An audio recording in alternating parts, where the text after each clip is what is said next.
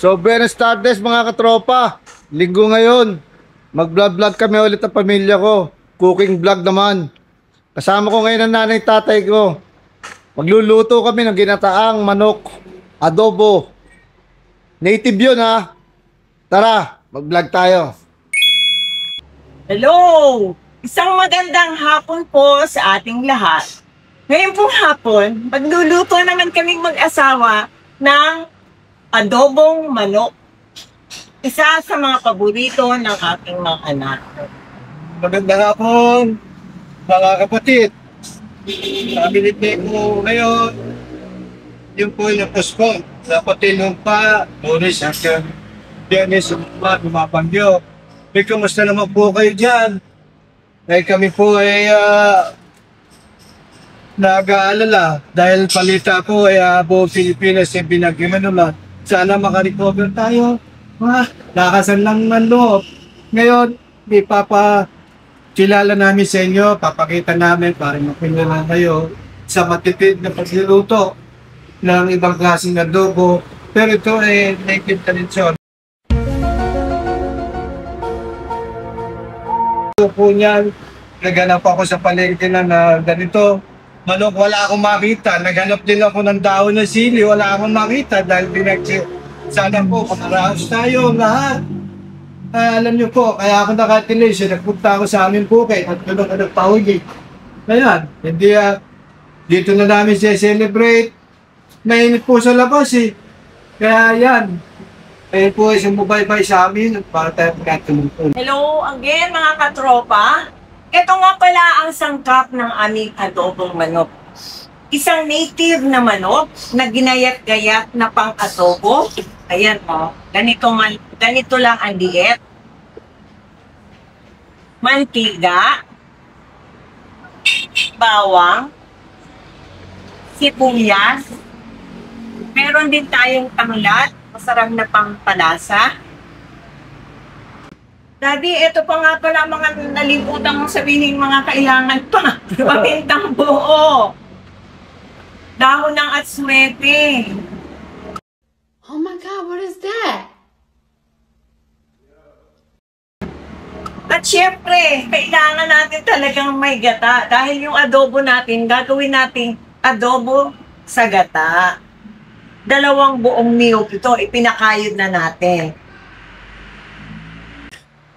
Sabi nakakalimutan mo rin.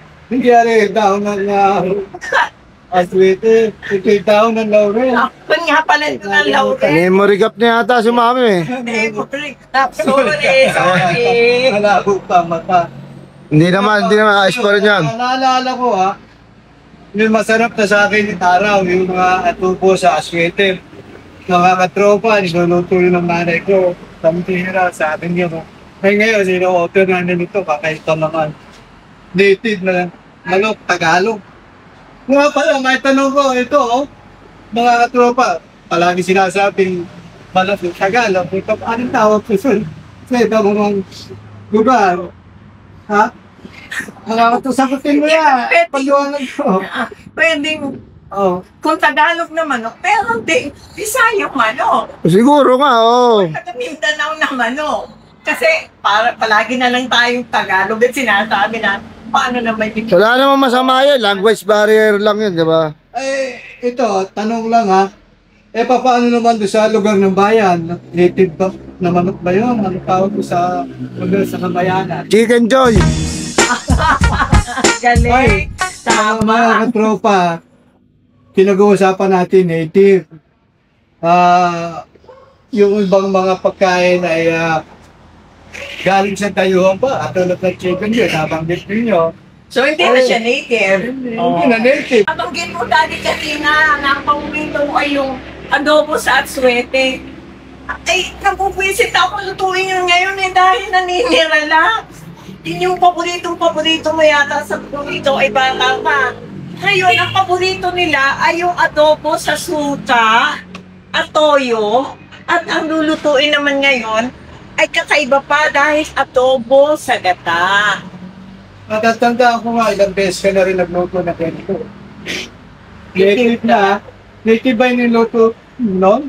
O tanggalin nyo lang na Ano? Ay, pag minsan akin na lang tinadaya ang mga bata. Sinasabi kong native. Pero, yun ay yun lang ordinaryo na bibili sa palengke. Nako, kaya pala di masarap eh. Kaya nga eh. Eh, mas masarap ito. Tipid pa. Dahil kinuha ko lang sa bukid namin. Nakiusap ako doon. Ngayon, Pinagkatay ka na rin doon. oo, pinagkatay na rin ako. Sabi ko, huwag na tayo lumabas. Total na pangainit naman ngayon, kakaiba. Dito na lamang. Kumbaga sa kuhan, celebrate na natin. At syempre, yung dating luto mo, naubos mo. Walang natira. Samantala yung ibang menu mo. Titira. Ha? Wala ka na bang iiwan saan? Wala na siguro. Mabuti nakabili ka ng oyster sauce kasi pampasarap din ito. O mga katropa, malapit na natin umpisahan ito. Bago subukan ninyo, gayahin ninyo palagi sa inyo. Sigurado ko sa inyo, mga anak ninyo, o kasambahay, magugustuhan nito. Madali lang ito lutuin eh. Kumbaga sa kuhan, timing lang, dahan-dahan, bibigla. Alam niyo naman, ang sinasarap ng pagkain ay yung dahan-dahan. Tulad dyan ng mga maraming bagay, wala pag-isipan. Pero ito, hindi lang sa pag-iisip, kundi ilalagay sa kutsi. Diba? Umpisa na natin, mga kapatid. Eh sana sumikat ka gaya ni si yung tokayo mo, Joseph the Explorer. Ay, siya nga pa. Ay, kapangalan ko yan. Idol yun. Alam mo po, gusto ko rin ako sumikat. Kaya lang, maasa ako sa tulong ni Mrs. Hindi ko na siya, natulong to. Eh, Ito nga, umpisa niya, dahan-dahan. Manood kayo mabuti nga, para sa inyong kalaman, tulong-tulong tayo. So nakapagpainit na ako ng mantika, ilalagay na natin ang bawang. Mag-iisa tayo ng bawang. ayan, isusum ko. Para makita nila. Medyo papupula-pulahin natin to para sumarap ang ating pagluluto. Tama lang ba yung apoy? Tama lang yan. Hindi Ah. naman yan makakasunog Oh, ng dahan-dahan lang. bawang. Baka mabigla eh. Masarap yung naaamoy-amoy mo yung amoy ng bawang. Sinisigurado ko pagka nilagay mo sa right timing, di ba, mami? Dahan lang. Dapat nasa time. Yun ang sikreto ng malinamnam na lutuin. Ika nga nating mga Batanggenyo, paayang-ayang lang, di ba? Yun, payang-payang. Payang-ayang. Ang galing mo na sa mga salitang Batangas. Alam mo ba, yung payang-ayang, may kakilala kong yung palang payang-ayang, kahit sa pagluluto. Meron din pangalan ng babae. Si Ayang. Oo, nung bata kami, Diyos ko, napalengke ang nanay Ayang, ang tawagin namin. Pero, na pagluluto, yan, tingnan mo. Paayang-ayang. Payang-ayang. Tapos natin papulahin ang bawang, isusunod naman natin ngayon ang sibuyas. Kaya sabihin lang ako na sunod-sunod dahil hindi ko alam. Alam mo naman ikaw, master niyan.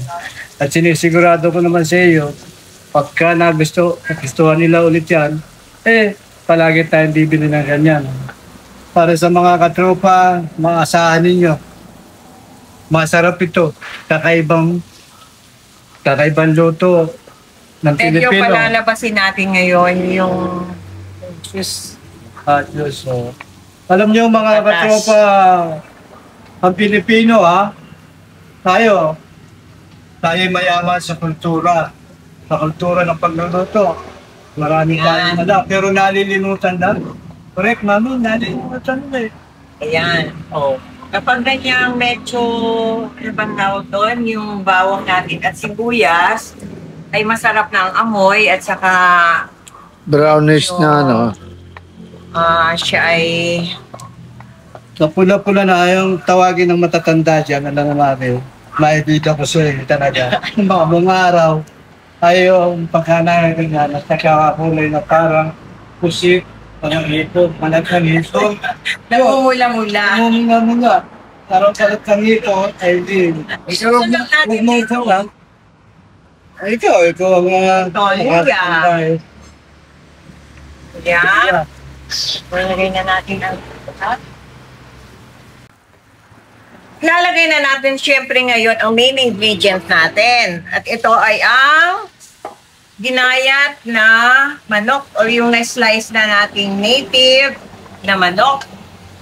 So medyo sasangkot siya natin ito para lumabas yung kanyang juice.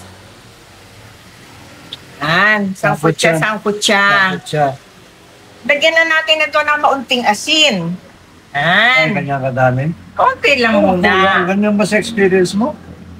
Oo, dapat huwag yung bigla. Bigla. Oo, Pero para tikim-tikim. sa akin, yung dadagdag na Ay, meron pa tayo kasi toyo na yun ang talagang magpapaalat o yun yung doon kukuha ng keyboard.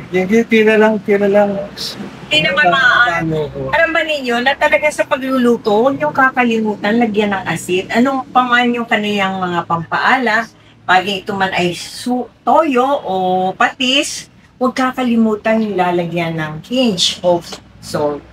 Eh ano yung sinasabing matatanda? Yung meron ko malalim Sa mga matatanda. Eh, siya pala ako nagmana nung araw eh. Oo. Tanda, alam mo, may kasabihan niya tanda. Dari, may isa ka na, wala lang namin na. Nung araw. Oo.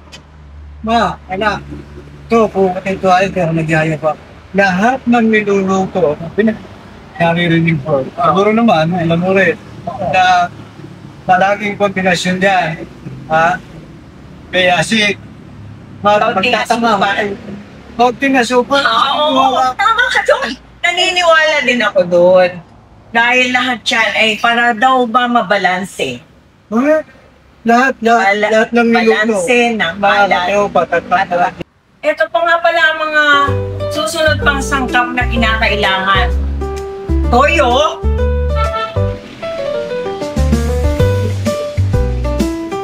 Una natin ilalahat. Kasi madali namang dagdag na pag talagang kulang. Ilagay na rin natin ang buong paminta. Gusto ng mga anak ko medyo mapaminta. Tansya-tansya na lang sila, ano? Di ba? Mga tropa. Alam mo na naman, pag talagang magluluto ka, alam mo na kung gaano karami ang ilalagay mo. Lagyan na rin natin ng 4 na pirasong dahon ng laurel.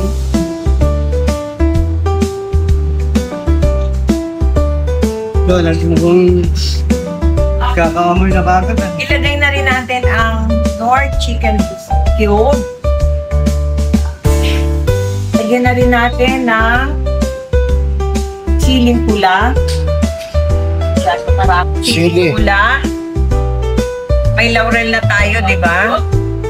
At ilagay na natin pampalambot ang padalawang gata ng iyong. Ito yung padalawang gata. Siya yung magpapalambot sa atin. Okay. At syempre, creative. Medyo matagal-tagal na luto ang kailangan nito. Di basta 30 minutes, luto ang ating manok. At dahil nailagay na natin ang padalawang gata ng iyo, tatakluban muna natin ito para kumulo. At sa ganoon, madaling lumambot ang ating native na manok. Ilalagay ko na rin nga pala ang suka para sa ganoon ay maluto muna ito ng gusto bago natin haluin. At ang talat, mahalaga to para bumango ang ating ginatang manok. Native na manok. Adobo sa gatang manok. Okay, takpan ulit natin para makakulo ng gusto at lumambot ang ating liho. At dahil medyo matagal na lutuan nga ito, native na manok, inabot tuloy kami na aming bisita. Ayan, dumating na. Tumuting nga, prinsesa. Yan ang ano, anak ng kapatid ko. Nag-iisang babae sa amin. Lola, sorry, is cooking, Mama is cooking. Mama, itanong ko nga pala. Pa ba? I'm heavy. Ah, she's heavy na raw. Heavy na nga eh. Big girl na, oh. What's your name? Peru. For what? Well, may tanong ko pala Sa merkado din nga naman pala siya. Ang ganda ng gulay yan. Maamoy na. Yung pong manok, saan mo pinalambot? Yung ba, pressurize? Pressure ba? Mas masarap kasi mas lasang-lasa ang dating kapag paayang-ayang. Yung nabanggit natin kanina, si paayang-ayang, si Ayang, mas masarap ang nagiging lasa kapag dahan-dahan mo itong niluluto. Oo nga, pag sa pressure cooker, madali, pero parang binigla ang luto. Ito yung sinasabi natin, paayang-ayang. It will take time. Almost an hour, saka pa lang siya Saka lalambot. napansin ko, sabi ng ating tauhan sa bubo, yan daw ay lumalaga pa. Hindi tandaan na. Lumalaga pa. Kaya madali rin lalapot. Kung i-pressure mo, hindi ka agad. Malalambot ka agad pagka pinressure mo ay dalaga pa, bata. Maganda na rin siguro yan. Klasiko yan eh. Classic way, di ba? Oo, talaga. Yung araw naman, wala naman yung mga pressure cooker na yun. Nung araw na naman tong si Kuya. Kaya, at saka, yung mga ingredients niya, mas talagang tatalab sa laman ng manok. Pagka pinressurize mo, di bigla. Bigla. Mas ma-enhance sila sa... Tama. Hindi Oh. malabas yung katas. Tingnan muna natin ngayon ang lambot ng manok. Ayan daddy medyo bawas ng ang tubig natin. Pero ang aroma amoy na amoy yung tanglad. Kaya Bango nga eh. Nakakapakain na agad. Oo. malaking bagay pala pagka may tanlay. Ang lambot medyo matigas pa dahil ito nga ay Okay lang. native. Native yan. Pero atin tikman. Tikman natin kung ang lasa. Timusan ang tawag dito sa Batangas. Timusan mo nga, Daddy. So, mainit yan, mainit yan. Muna. Mainit pa yan. Minajig mo ba ito? Talagang makatotohanan. Ay, magic ng kaunti, syempre. Siguradong malasa ito dahil ang mga ingredients nandyan lahat pero siyempre luto ito ng misis ko. Shoutout mo yung mga kapatid mo. Oy mga kapatid, mga pamangkin, ito na ang request ko. Isa pa ma. Ang ibig sabihin, no, isa pa nga, hindi mo nakuha agad ang lasa sa unang tikim. Bigyan nyo na ng ulam yan. Pagkasa ko ni Medyo, nandito ka lang. observe pa ako. Sabi mo kulang na lang, ano pa ba mga kulang? Yung pa dalawang gata, hindi pa natin naiilagay. Siyempre, yan pa lang yung unang gata. Ito luto ng misis ko ito. Shoutout yung mga kapatid nyo. God damn, if that ain't the coolest thing I've ever heard in my life. Mga sister. Dr. Eva. Ito na. Ito, Manny. Ninang Eden. Ninang Eden. Ito, papanginidegan na rito. Inishare namin sa kanila. Kuya Kaloy. Namin lahat para makatulong. Magtipid na, Kuya Kaloy, Kuya Rinel, Lucky, Casey, Eddie. Yung nalilimutan ko sa'yo. Doc Butchit. Mga Bea. Ito, Katipon. Si ano no. Mga Si primary members ng families. Next time. Papa Noel. Ito na Noel, Eva, si Luis. Ito na. Ang Kuya Diyos, ito. Yara, sumabog na. Malapit na ito sa katotohanan. Walang biro, Next time. Pati pa lang ang Some ingredients. procedure namin sa pagluto. Ay, kompleto na agad. Nakasa. Marami pa yata. Tingnan natin, masarap na agad. Hindi pa namin na iilagay yung unang gata. Habang pinapalambot natin ito, medyo matagal-tagal na palambutan ito Shout out muna ako sa ating mga masusugid na taga-subaybay. Kila Grace Mercado, kay Maring Mirna, Kay Miss Lirio Morelia ng USA. Sa aking mga sisteres, Lloyd, Ina, and Dinah. Kay Lori ng taga Cavite. Yan. At ito pa, ang ilan ko pang babasahin. Sila Jessie Rosales, Yasmin Peralta, Katrina Di Maculangan. Hindi rin tayo nalilimutan itong mga taong ito eh. Oo. Jane Marcelis, Lucy Abad, Haris Carlos, and Katerina Lozada. Ilan lang muna ito sa mga taga-subaybay natin. Sa susunod naman, yung ilang batch ng masugid nating mga taga-subaybay tuwing tayo ay may mga bagong release na vlog. Maraming salamat sa kanila. Maraming salamat sa inyong suporta. May kodigo si Mami. Kung baka minalimutan ka, alam mo naman. Ang meron pa. George! JJ! Ayun, Michael! Nasaan na kayo? Sabihin nyo, yan na, pamulutan. Bulutan. Purutan! Pumunta kayo ngayon dito. Gusto ninyo at magre-relax tayo. Relax lang ha? Para baboy-boy at ito. Ngayon lang uminit eh. Ha? Well, Nalilimutan pa. Sa susunod. Sa susunod, magmamadali rin ito. Yan o, umuulan na naman. Baka kung sakali, lalambot na yan. Lagyan mo ng bendisyon. basta salamat sa suporta nila, di ba?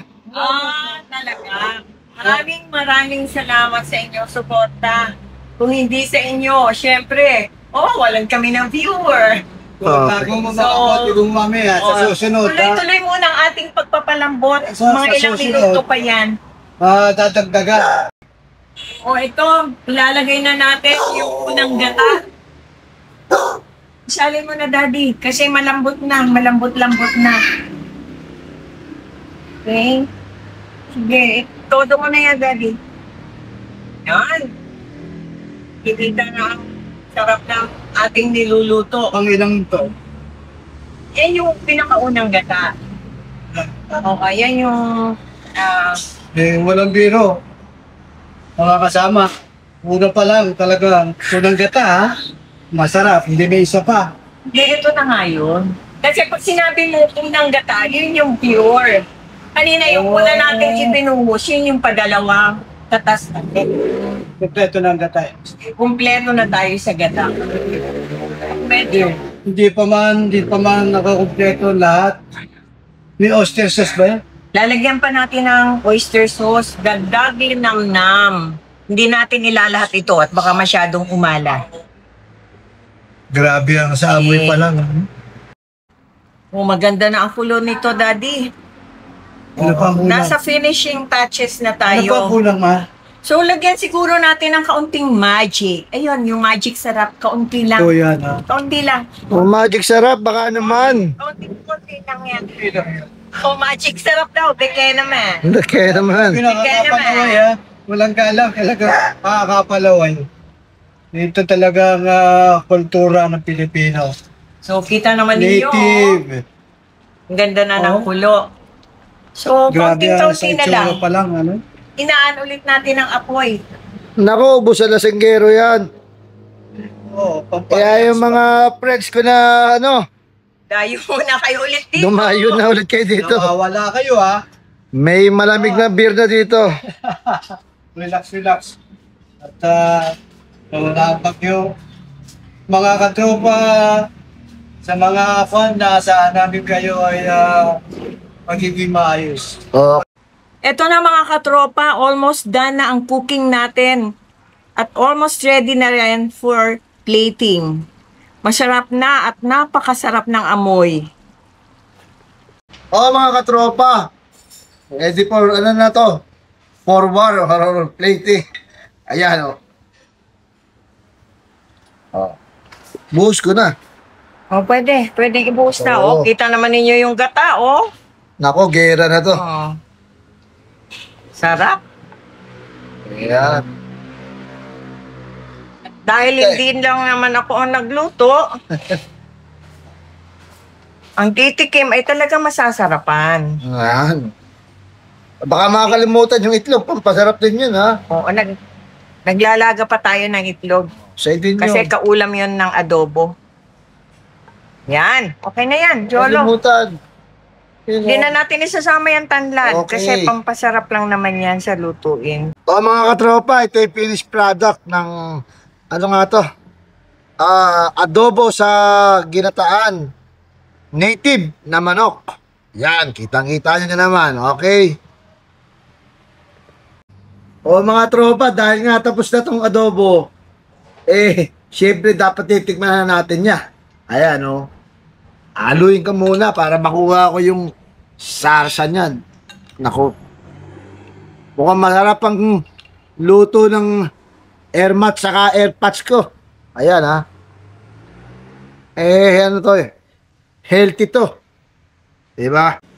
Dapat talagang kinakain na yan. Diba? Medyo mainit pa nga lang eh. Hanap niyan.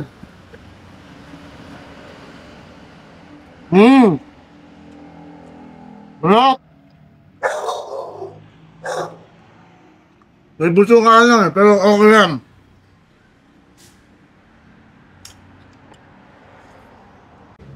Nako mga katropa, masarap tong panghapunan, saka pulutan. Ayan, kasamahan nyo pa ng itlog. May balunan pa, di ba?